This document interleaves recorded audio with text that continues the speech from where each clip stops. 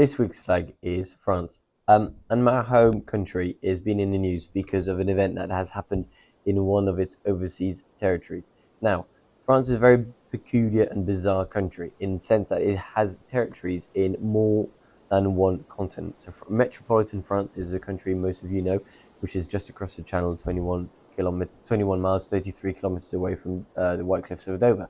But France actually also owns overseas territories like the Martinique, Guadeloupe in the Caribbean, Saint Pierre and Miquelon in North America, the French Guiana in South America, Wallis and Futuna, French Polynesia, and Tahiti and Nouvelle Caledonie in the Pacific Ocean and in Oceania.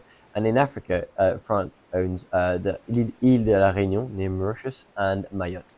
And the new France has been in the news because on Sunday, the strongest cyclone in the last 90 years hit the overseas territory of Mayotte. Mayotte is two small islands. It's stuck in the Mozambique Channel between Madagascar and Mozambique on the East African coast.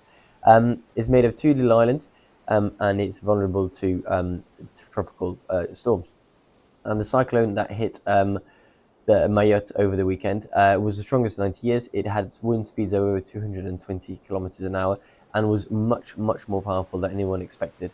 Over 75% of people in Mayotte live below the French national poverty line, which takes into account metropolitan France and overseas territories. So it's a very deprived part of the French state. As well as that, nearly half the population of Mayotte are actually migrants who've taken the boat journey from Madagascar, from the Comore in French, I'm not sure how you call it in English, and from Mozambique in order to seek refuge and apply for asylum. Because if they do that successfully in Mayotte, it officially means that they've entered the European Union and could therefore choose to relocate elsewhere in Europe. So Mayotte is a stepping stone for many migrants who are seeking for asylum in Europe. As a result, these migrants, a lot of which are not necessarily arrived through legal channels, live in slums and squatter settlements around the two main islands. So when this tropical storm arrived, it completely and utterly battered communities that have built settlements out of very makeshift material. The pictures are patchy. We don't have much information yet as it stands because over 99% of the 4G coverage has disappeared. So it's hard to contact people there.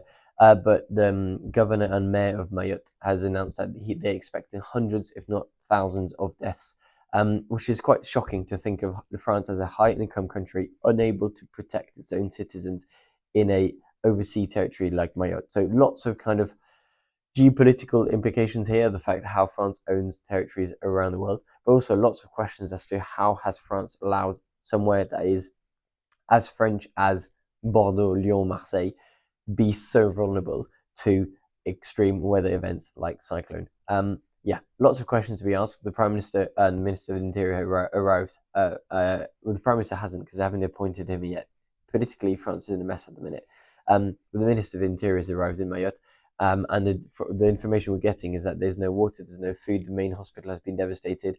And so whilst we might already have a few thousand people who've died, there's a likelihood that death toll is going to increase just because there's going to be people who will not be able to look after themselves, feed themselves, and survive with drinking water. So quite a dire, catastrophic situation occurring in one of the wealthiest nations in the world.